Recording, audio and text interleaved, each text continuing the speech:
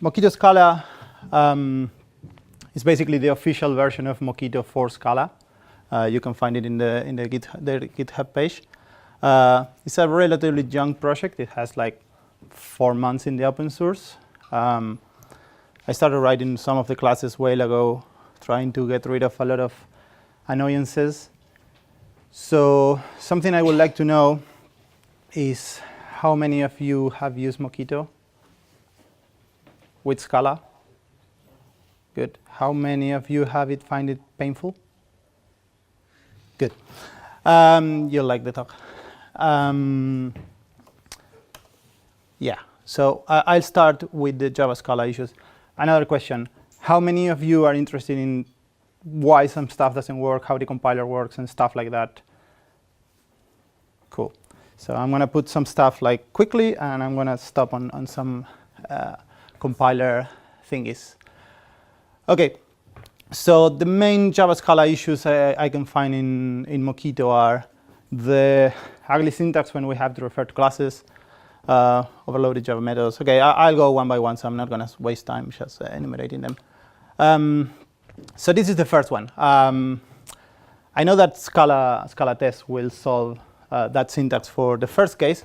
What I never understood is why the guys didn't do it for anything that requires a class of. So every time I was starting a project, I was writing my trade saying, OK, let's run Mockito and do something nicer so we can actually get rid of the class of. So yeah, small wins, marginal gains. That's how we get started here. Now then, sometimes I was mocking something, I was writing something like that, and then you get this nice error, and you are like, what the fuck? Yeah, and for some reason, this I don't know why, but the Scala compiler is really unable to pick between two overloaded Java methods that have varargs. The overloading argument is a vararg. So in this case, there is an implementation that takes a single argument and another implementation that takes a single argument, and the second argument is a vararg. And the Scala compiler just cannot get it. So you can wrap it and always pass the vararg, and then the guy knows what to do. But again, it's annoying when it happens out of the blue, because ideally when we use a mocking framework, we want to focus in writing a test and trying to make our test declarative. And I want to deal with my business process and not with the mocking framework. So these kind of issues, they are minor if you know how to solve them, but they are annoying. Yeah, if you try to spy a function, I'm not saying that it's a good thing to do, but you may need it. You will find exceptions like this. This is because, funny enough, the compiler, so function is a trait, right? But when the compiler implements that, it will create an anonymous class that extends that function, and for some reason that anonymous class is final. And we cannot mock final things. So there is a trick to overcome this, which involves creating a method and delegating the calls, which is basically what this function will do. So if you ever need to mock something that is automatically created by the compiler, just use the spy lambda. It's more general than lambdas, but it's probably 99% of the uses. OK, this is a good one. Default arguments. So the thing is, if we have a method standard, we have the default value here for the second parameter, then we have a mock. On our production code, we'll just pass the required argument and leave the default one. So then we want to verify that. We want to verify that our method, our production code didn't pass anything at the second argument. So we would like to verify that the second argument is actually the default one. Problem is, if we try to do this, we get a message like this. And this is interesting because it's like, what? Well, why null?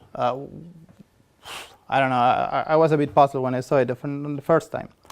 So the thing is, how the JVM, Java doesn't have default arguments, right? So there is a lot of things in Scala which are like tiny hacks implemented by the compiler. And this is one of them.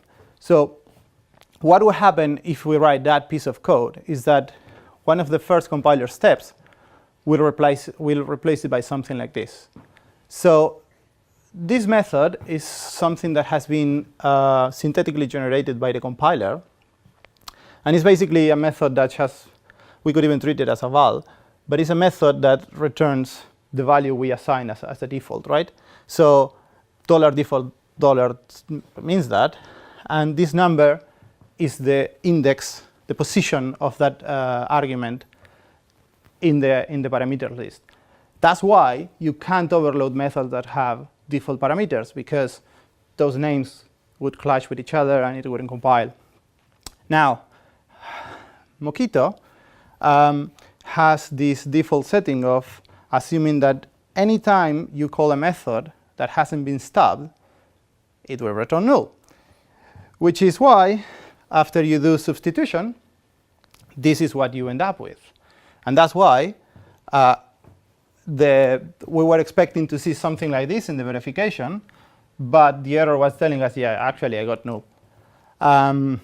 So without hacking into Mockito, there is a simple way to solve this, which is basically with reflection configuring it to say, hey, anything that looks like $default just call real method. And that works. That was the first implementation. Now it's actually part of the mock handler. But it's something I found annoying many times. And this is another one that is actually more harmful, because the other one is easy to overcome with. You just check for nullity when you want to verify that default argument was called and was passed, and that's it. But the Byname parameters is something that will prevent you to do stubbing or verification in methods like this. So basically, if we try to run this piece of code, I am going too fast? Cool. If we try to run that, we'll get this error. Null was not equal to mocked. So just to refresh, we said that if somebody calls this method with these two arguments, then we should return mocked. But then when we use Scala Test to assert that, then Scala Test will say, you know what? I actually got null. And again, how do you get null out of a mock? When you haven't stubbed a method call. But we actually stub it, right? We think we did. The thing is, not really. Because that method, that syntax for a lazy argument is actually a shorthand for a parameter that is actually a function that returns that parameter. That's why it's lazy. So this would be more or less the real signature of that thing. And what happens? Functions, even if they are static, I mean, they return the same thing and everything, they are different objects in runtime, so they don't compare equal, right? So when Mockito says, okay, somebody's going to call me with this function, and then your production code call it with some function, those functions are not the same, they don't match, null. So in order to solve that, you need to go and unwrap the functions. So first of all, you need to be able to differentiate which ones are functions and which ones are actually Byname parameters, because it could be a legit function. So there is a bit of reflection there. Now, this feature works pretty much all the time. So when you only have arguments, no matchers, it works, because you just go extract the thing, do the comparison, fine. It works with raw values and matchers when everything is a Byname parameter. And the problem with the matchers is that the matchers are actually a hack implemented on the Java and Scala type system. So if you ever wonder how Mockito can how can you in the Mockito syntax say, okay, instead of passing a string, I'm gonna pass any string or contains or whatever, and it works. I mean, that's returning null if you look at the implementation. How the heck is that working? Well, the guys know that because of the substitution model, those methods will be called before calling the actual method in the mock. So what they do is they hackily store that method call into a thread local variable. So they basically stack all the matchers, And then by the time you call the method, they know, oh, well, okay, we have some matchers registered. If the amount of matchers match, then, and the types match, then we assume that it works. Now, the problem is when you have laziness, that stack is going to be out of order, because the unpacking will happen when the mock executes, and the stacking will have when the compiler does, or the JVM does the substitution. So if all of them are lazy, then the methods will not be called when we call the method. It will be called when Mockito tries to unpack them and say, OK, I stack them all, and I can do my stuff. The problem is when you mix them. If I have a real parameter, a Byname parameter, and a real parameter, then if you have 3 matchers, the substitution model will call the first one. It will do nothing with the second one because it's a function that returns a matcher, and it will call the third one. Then the mock handler will be like, OK, I need to unpack my second parameter, executes the matcher, but then that matcher will be third and not second, and then nothing works. Wake up. Oh, shit.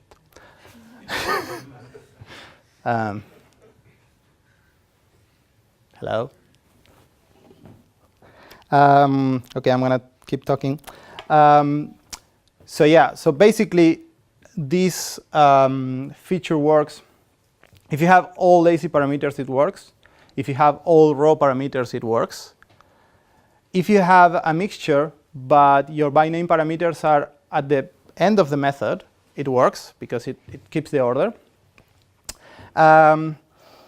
If you have them mixed like all around the method signature and you are using matchers, sadly, it's not going to work. Yeah. So far, so good? Cool. So then we can talk about some API improvements. This is easy.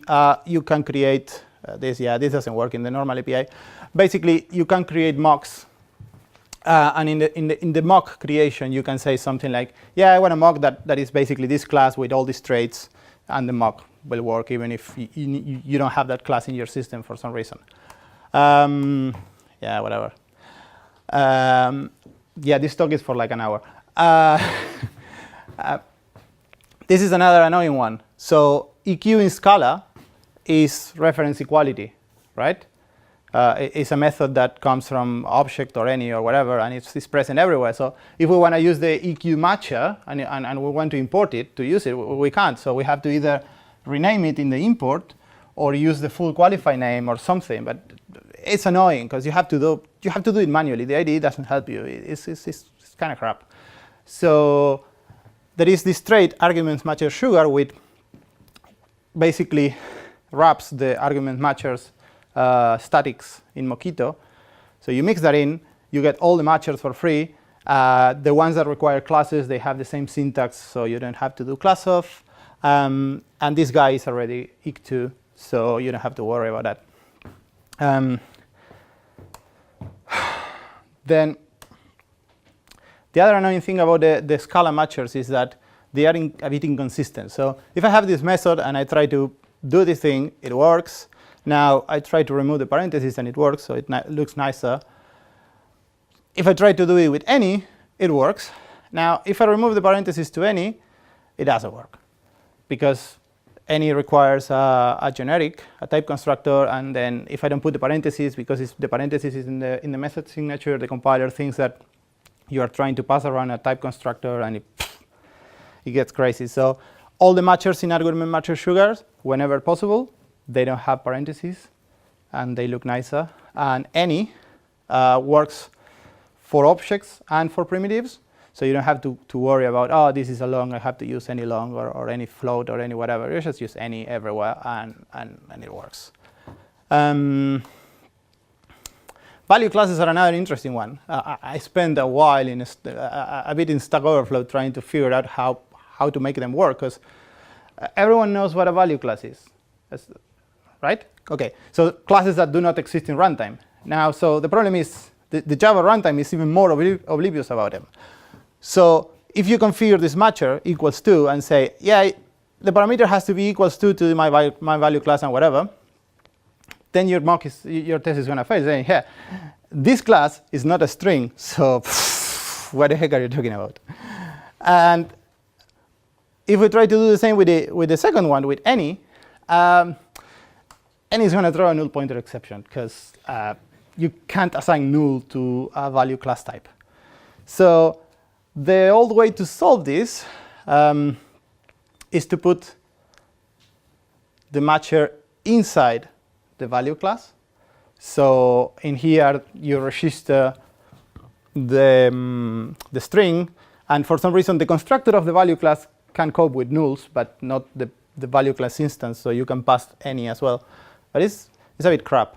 So if you use the matchers from argument matcher sugar, IC2 can receive a value class, and it works. And any works. Okay, I'm missing there. When you use any with a value class type, you need to pass the type argument. That's because when you pass generic methods to as arguments of another method, the Scala compiler cannot infer the type. So every time you are using any, you're actually inferring it to nothing, which is fine for pretty much everything apart from value classes. For value classes, you need to pass the type. Argument capture is something that it was really ugly to use even in Java, because I have to create that thing with a class, and then I have to call capture, and then I have to get the value, and it's a bit shit. So yeah, I've already spoiled that capture has a nicer syntax. But then we have implicit conversions in Scala, so we can do stuff like this. And the capture can have a nicer assertion, and so it works nicer. Also, the capture works for value classes. Before, if you wanted to capture a value class, you had to put the capture inside a value class as well, and stuff. Now, this is where stuff get a bit more interesting. The Scala version of Mockito is a bit, it is, and it can be a bit much stricter than the Java one, because in Scala we like to be strict, and we like compile stuff, or at least we like to prevent ourselves to do stupid things. So if we were to do this in vanilla Mockito, so we are stubbing it saying we are going to call it with hola, and we call it actually with ciao, that will throw null pointer exception, right? Because the default for anything I don't know is null. So 2 uppercase in null is null pointer exception. So that's why, after you burn yourself with Mockito in non-trivial code, because that's trivial, you know where the null pointer exception is coming from now. If your production code is a bit complicated and you have loops and lambdas and stuff, it may be a pain. Mostly if the call is not done directly, you assign that to a variable, and then you call it somewhere else, you don't know where that's coming from, you get a null, it's shit. So you tend to say, okay, you pass any to the stubbing and say, okay, just always return mocked. And then whenever we call this thing, it's not going to throw null pointer exception. And so we put a verification that say, okay, now I want to be sure that this was called with hola. And then you will get a nicer error saying, you know what? You actually call me with ciao, so test is read. But we get more information. Because the problem with null pointer exceptions is that they don't give you any context, and that's bad.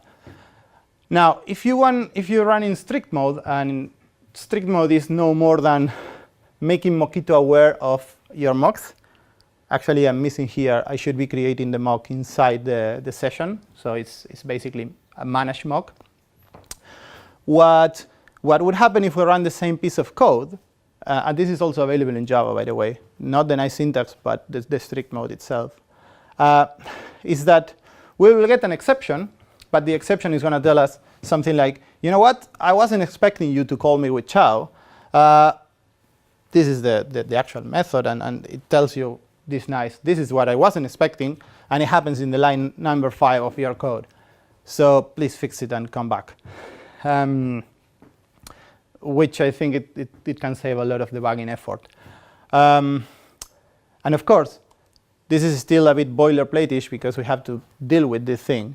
So if you're running in Scala Test, and you mix in the Mockito fixture class trait, every test will run in the scope of a session. So all the mocks created in the scope of that test will be managed by Mockito, and you will get a lot of nice preventing stupid thing behavior. Mockito fixture is also extending Mockito sugar and argument matcher sugar, so you get basically the full API out of it. What strict mode does is report unnecessary stubbings. So if you do a when that is not used by your production code, it's going to fail. That is because either that code is not necessary or you have a bug in your production code if you were expecting that to happen. Mismatch in arguments and unexpected invocations are more or less the same. And of course, if you verify that that happened, then you didn't stub it, but you were expecting the call, so you do have just a verify, then it's not going to fail because, okay, this guy was expecting that to happen. And if you're using deep stubs, we can talk about these stubs later, the thing is not going to fail. It's smart enough. So as I said, that thing is not enabled by default. You're always free to just mix in Mockito sugar and argument matcher sugar, and you will not get the strict behavior. It's up to you because it works well, I would say, in 80 to 90% of the test cases and scenarios, but sometimes it's annoying, so you get the choice. What it is enabled by default is also disabled. You can change it, but it is enabled by default, and it's going to be enabled in Java Mockito version 3 and so on. It's a smart null. So assuming we don't have this very simple piece of coding where we know that we didn't stub this method call, so when we call something in bar, it's going to be null, right? But the problem is, as we said, null pointer exceptions don't tell you anything. I don't know what they were thinking. Now, a smart null will detect that, and it's going to tell you, you know what? You actually have a null pointer exception here in line number 5. And this is probably because you didn't stub the method that was called in line number 3. So you go and say, OK, yeah, I'm stupid. I fix it. Done. That's out-of-the-box behavior. So far, so good? Cool. And then I was like, OK, the Mockito API is kind of nice for Java. For Scala, we can do better. So this is how different stubbings would look like in Java. I mean, this is all right. This is horrible, right? If I want to stub an answer, I have to create an answer and then override this method. And then I have this invocation unbug that it allows me to get the parameters or do something else. Most of the times it's getting the parameters. But it's a bit horrible. If you are, I'm aware that if you are in Scala 2.12, Java 1.8, you can use sum. So it could look slightly better, but this is still a bit crap. So the new syntax looks like this. Any similarity with Scala Test is, yeah, I took it from them.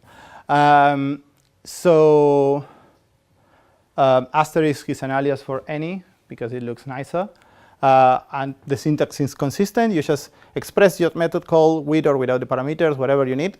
And you should return whatever. And a function, an answer should look like that.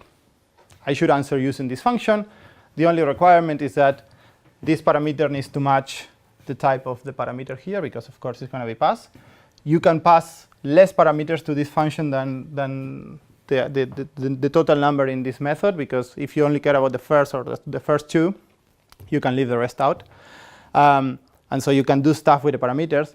And if for some reason you ever want to get access to the invocation and mock because you want to do stuff on the dark side of the force, then you just say that you want the invocation and mock, and the framework will do it for you. Now, verify. Verify. The first problem I have with verify is that it's not consistent with when, because in when I put my mock dot my method call inside the parentheses, and here I put it outside, and so I cannot copy and paste and just change the name and get my verification. It's a bit annoying. The the other annoying part is that it doesn't read very well, because I have to say verify this mock 2 times var. It looks like my English when I came to the UK. Right? Verify a mock never var. Jar Jar Binks or something. And then you have these 2 that, yeah, they do whatever they say, but I don't know, it's not consistent.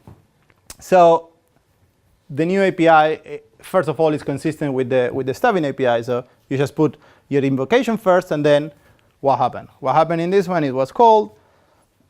This one was called. This one was called twice.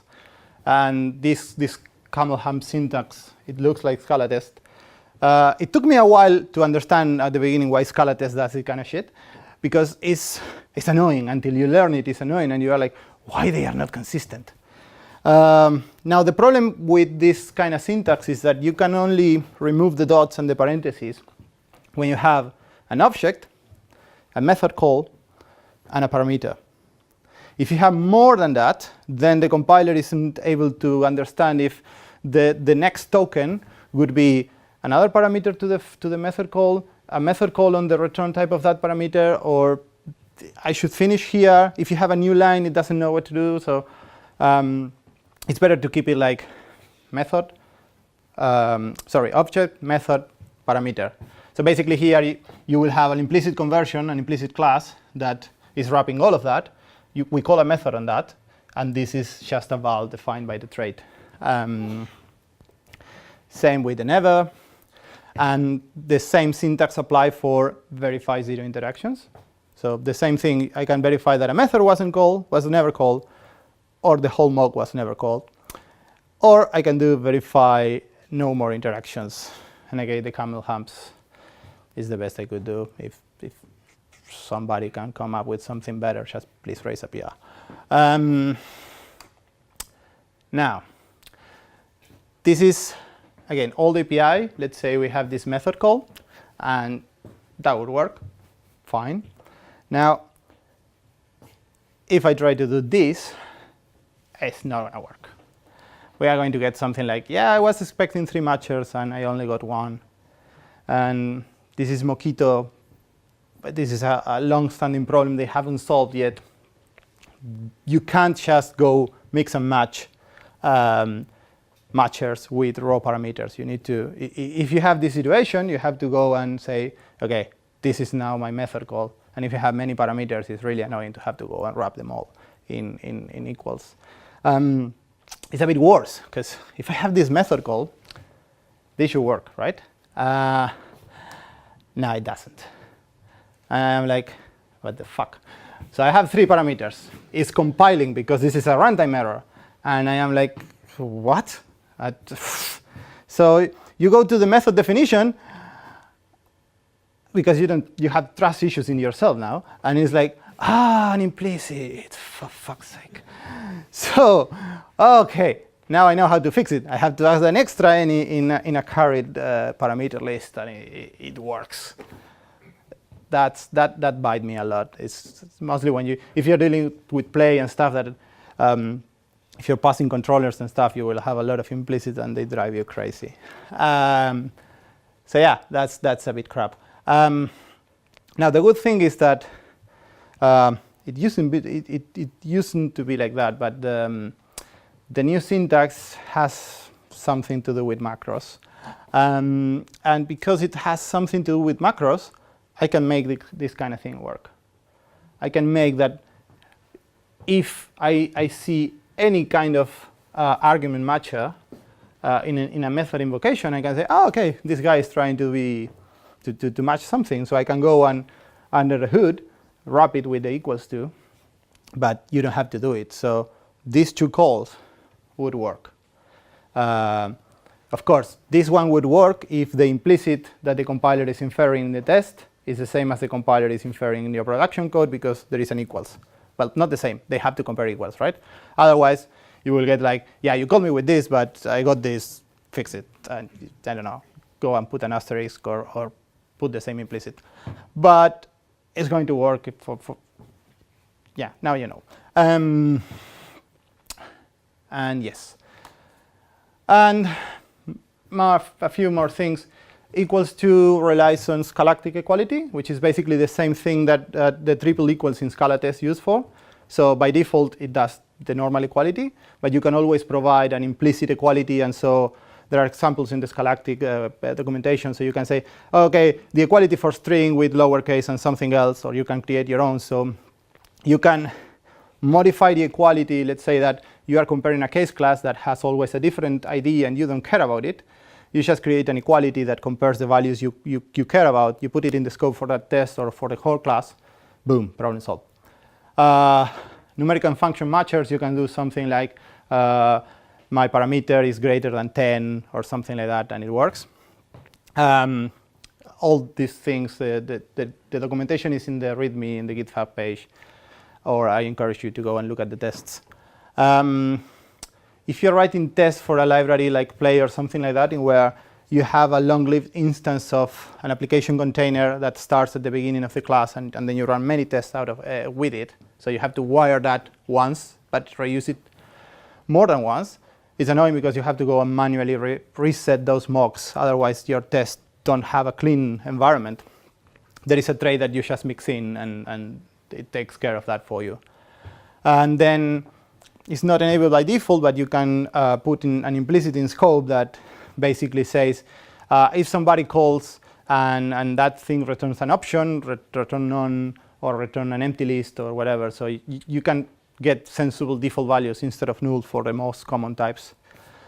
And there are more things that I don't remember, to be honest. And then this is the juicy part, because I know that part of the community thinks that mocks are shit. I don't, of course. So my points for why would I use mocks is because writing an assertion, and mostly with the new API, is easy, and I just do it that in that moment, and it's fine. Writing a stub is not necessarily as easy, because maybe I'm extending a trait that has many methods to be implemented. I only care about one. It's a bit more boilerplate-ish, which is also the same thing. Is saying something should return something is declarative. Saying I'm extending this method and you should return this is a bit more imperative. And I don't know, I don't like it. There are use cases for that, but most of the cases not. Once you learn the framework, and most of the people know Mockito, you know what is going to happen. I know if I create a mock that with Mockito-Scala, I'll get a smart null or something. So I can expect some sort of behavior out of it. With the stubs, depending on who wrote it and how happy he was when he wrote it, you may end up with he decided that return none, or maybe triple question marks or whatever, and you're like, and that goes to shorter tests, because the problem with stubs is like, they are great if you can write it once at the beginning of your test class, and then you reuse it now. Now the problem is that I don't have in the same screen when I'm reading a test, I always want to see stubbings or setup, when given, when then, right? I want to be able to see that. I want to be able to see that and understand that immediately, because the test is about documentation as well. So that's why you shouldn't be doing math or anything crazy in your test. If you have to copy and paste and there is a string, just do it. If you have to put a number, just do it. Don't do math. Don't do string concatenation. Otherwise, you need to test your test. And that sucks. OK, I'm going to read it out of here until that thing gets. So that leads to shorter tests. Because if you have stubs and you need different behavior per test, you need to create a stub per test.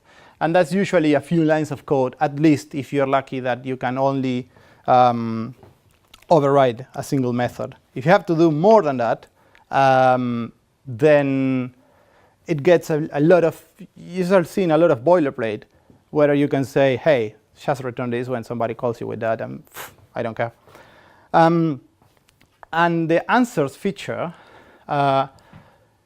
allows you to use mocks as stubs, right? Because stub is something that is a bit smarter than a mock. It has behavior. But if I can say, when somebody calls this method, then execute this function, then I get the same, but if my thread had 10 methods to be implemented, I don't care. I just stop the one I care about. If somebody else calls some of the others, you will get a smart null. Or if you're using strict mode, you will get an, I wasn't expecting this, so what are you doing? So you get a lot of stuff that prevents, I would say stupidity, but let's say distracted developers. And yeah, and I'm aware that there are places where you shouldn't use mocks. And I totally agree with those. That's why I put a slide for that. So don't mock stuff you don't own. That's a very common mistake. If you have to integrate with a database or an HTTP client or whatever, just write an adapter, do an integration test for that, and then mock your adapter. Because the APIs of most of the libraries, first of all, you have control of them, so you may break all your mocks whenever you update the library. You may end up with weird behavior that you have to go through the code of the library to see what the heck is going on. It's not the point. The point of a mock is to facilitate TDD. And facilitating TDD means I can delay writing more components for the future. So I can stub my adapter of the HTTP thing out and create a mock. Don't mock the HTTP client itself. Akka, don't stub actors, please. Don't mock actors. Just use test pros, and Akka has good tools for that. A good use for mocks here is if your actor has a dependency on an adapter that does an HTTP call and returns a future, then you can mock that out and say, yeah, whenever you call, just return this future, be happy. And be careful if your code may start running before your test setup finishes, because Mockito doesn't play well. It is thread safe, but it is not running and stubbing at the same time, because it cannot differentiate if it is a stubbing or a running, and so you may end up with unexpected behavior.